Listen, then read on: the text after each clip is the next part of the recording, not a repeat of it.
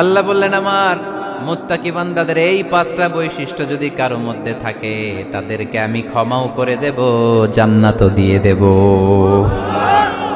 ডানে যাব না বায়ে? আরো জোরে। ডানে না বায়ে? ডানে আছে ক্ষমা আর জান্নাত। ডানে কি? বায়ে আছে আল্লাহর রাগ আর জাহান্নাম। তাই সিদ্ধান্ত আমরা নিয়েছি, বাম দিকে আমরা যাব না, ডান দিকে যাব।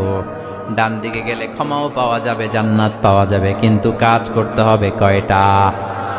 1 নাম্বার সুখে দুঃখে দান করা, 2 নাম্বার রাগকে নিয়ন্ত্রণ করা, 3 নাম্বার মানুষকে ক্ষমা করা, 4 নাম্বার ভুল হলে আল্লাহর কাছে তওবা করা, 5 নাম্বার ওই পাপের কাজ বারবার না করা। ভুল একবার হতে পারে, 2 বার হতে পারে, বারবার ভুল মুত্তাকিরা করে না, ঠিক কিনা?